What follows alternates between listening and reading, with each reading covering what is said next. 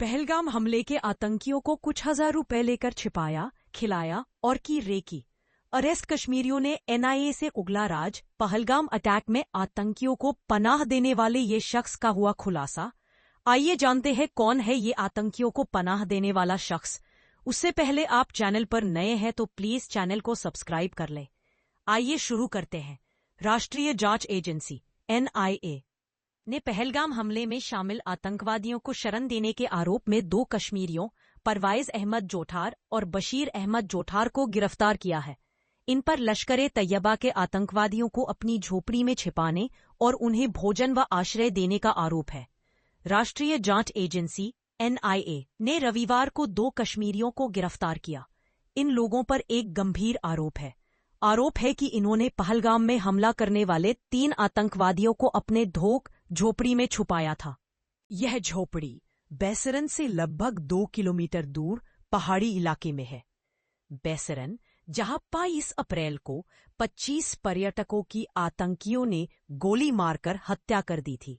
सूत्रों के अनुसार एनआईए की जांच में पता चला है कि परवाइज अहमद जोठार और बशीर अहमद जोठार ने 3 पाकिस्तानी आतंकवादियों को 20 और 21 अप्रैल को अपनी झोपड़ी में शरण दी थी।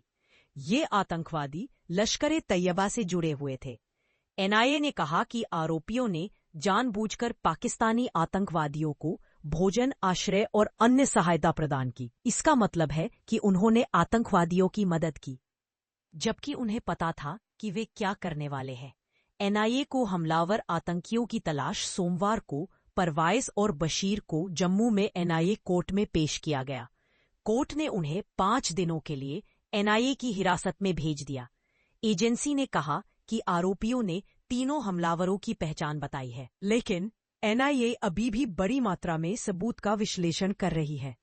इन सबूतों में चश्मदीदों के बयान, वीडियो फुटेज, तकनीकी सबूत और जेएनके पुलिस के जारी किए गए स्केच शामिल हैं।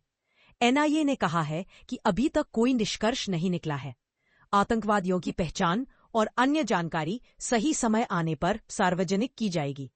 एक सूत्र ने बताया कि परवाइज और बशीर सिर्फ मददगार नहीं थे, बल्कि 22 अप्रैल को हुए आतंकी हमले में सक्रिय रूप से शामिल थे। इस हमले में 25 पर्यटकों को उनकी धार्मिक पहचान के आधार पर गोली मार दी गई थी। एक अधिकारी ने बताया कि उन्होंने इलाके में सुरक्षा व्यवस्था का जायजा लिया और बैसरन में सुरक्षा कर्मियों की तैनाती के बारे में जानकारी हासिल की। फिर उन्होंने यह जानकारी पाकिस्तानी आतंकवादियों के साथ साझा की। इससे आतंकवादियों को हमले की योजना बनाने, हमला करने और भागने में मदद मिली।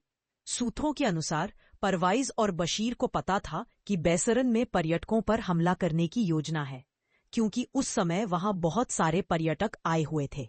वे इलाके में टत्तू भी चलाते थे, इसलिए उन्हें पुलिस और सुरक्षा चौकियों के बारे में पूरी जानकारी थी।